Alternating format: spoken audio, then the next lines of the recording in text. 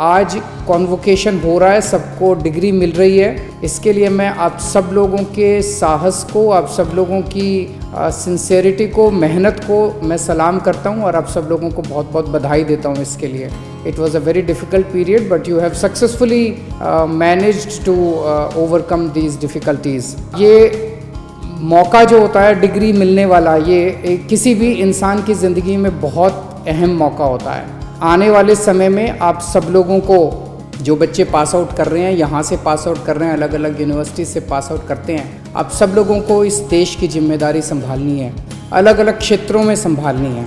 मैं समझता हूँ आप में से जो आज बच्चे पास आउट किए हैं, कुछ बच्चे हायर स्टडीज़ के लिए जाएंगे, उनके लिए मैं just for the sake of information बता दूं कि अगर आप में से किसी भी बच्चे को हायर स्टडीज़ करने के लिए फाइनेंशियल दिक्कत हो तो दिल्ली सरकार ने आपकी सुविधा के लिए एक स्कीम निकाली है जिसमें हम 10 लाख रुपए तक का आप लोगों को लोन देते हैं।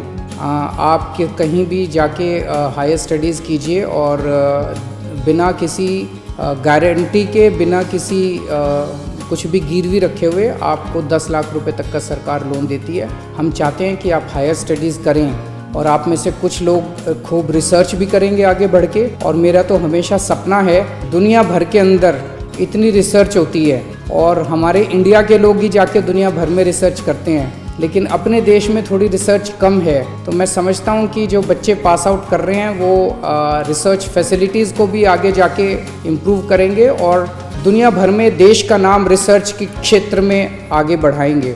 अभी वाइस चांसलर की रिपोर्ट में मैं सुन रहा था कि कई सारे स्टूडेंट्स को अच्छी अच्छी नौकरियां मिली हैं। उन सबको मैं बधाई देता हूं जिनको नौकरियां मिली हैं। कुछ में आप में से कुछ ऐसे भी होंगे जिनको एक नहीं, दो दो, तीन तीन नौकरियां भी मिली होंगी। मेरी उन सबसे 2 विनती हैं। एक तो ये कि आप अच्छी नौकरी, अच्छे से काम करें, जहाँ भी जाएँ अच्छे से काम करें, देश को आगे बढ़ाएँ। और दूसरी है कि नौकरी करते करते टारगेट रखना चाहिए कि मुझे आगे जाके जॉब प्रोवाइडर बनना है। तो 1 साल 2 साल शुरू में नौकरी करना भी ज़रूरी होता है एक्सपीरियंस लेने के लिए, कहीं ना कहीं नौकरी ज़रूर कीजिए, लेकिन 1 साल 2 साल 3 साल 4 साल के बाद नौकरी छोड़ के आपको इस देश के युवाओं के लिए, दूसरे लोगों के लिए नौकरियां तैयार करनी हैं। And that is the leadership role that the university has to play, the faculty has to play and the students passing out from this university have to play।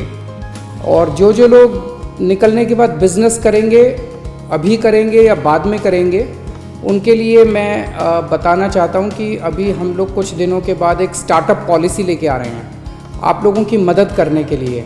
मैं ऐसे कई सारे बच्चों को जानता हूँ जो कि बिज़नेस करना चाहते हैं, उनके पास एक्सीलेंट बिज़नेस आइडियाज़ होते हैं, लेकिन उन्हें समझ नहीं आता कि हम पहला स्टेप कैसे करें, हम किसके पास एडवाइस लेने जाएं।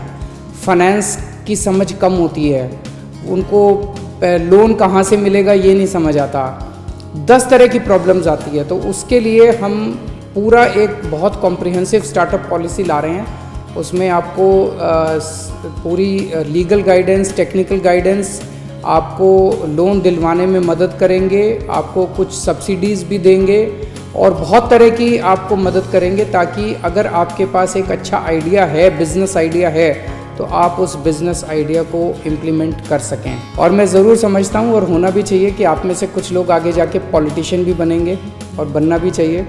जो पॉलिटिशियन बनना चाहते हैं, आप सब लोगों का हमारी पार्टी में भी स्वागत है। बट जोक्स अपार्ट, आप जहाँ भी जाएँ, जिस भी पार्टी में आप शामिल हों, आप आगे जाके ईमानदारी के साथ राजनीति करें। एक चीज़ तो ये कि पार्टी ज्वाइन करके पॉलिटिक्स करना, वो आप में से कुछ लोग करेंगे, लेकिन आप सब लोगों को देश की राजनीति के में पार्टिसिपेट जरूर करना पड़ेगा। जो देश और जिस देश के लोग अपने देश की राजनीति में पार्टिसिपेट करना बंद कर देते हैं और राजनीति को पॉलिटिशियंस का एरिया मानते हैं, फिर पॉलिटिशियंस ही उसमें गड़बड़ करते हैं, पॉलिटिशियन पैसा कमाते हैं, पॉलिटिशियंस चोरी करते हैं, पॉलिटिशियंस गुंडागर्दी करते हैं। आपको as a citizen, democracy is by the people, of the people, for the people. If the people remain silent and if the people go to sleep and if the people stop participating in democracy, then obviously democracy will go for a toss। वो जनतंत्र तो survive ही नहीं करेगा। तो आप directly politics में आएँ या ना आएँ, लेकिन as a citizen of this country you have to participate in politics, being a part of democracy. जहाँ भी रहें आप, जो भी करें आप देश को हमेशा सामने रखिएगा। इस देश ने आपको बहुत कुछ दिया, लेकिन जब भी जो कुछ भी करें हमेशा देश को सामने रखिएगा, इस देश के लोगों को सामने रखिएगा। और हमें सबको मिलके, मैं हमेशा बार बार कहता हूँ कि दुनिया का सबसे खूबसूरत और सबसे बेहतरीन देश भारत है, और भारत के लोग भी बहुत अच्छे हैं। हमारे सिस्टम्स थोड़े ख़राब हैं, इन सारे सिस्टम्स को हम सब मिलके ठीक करेंगे।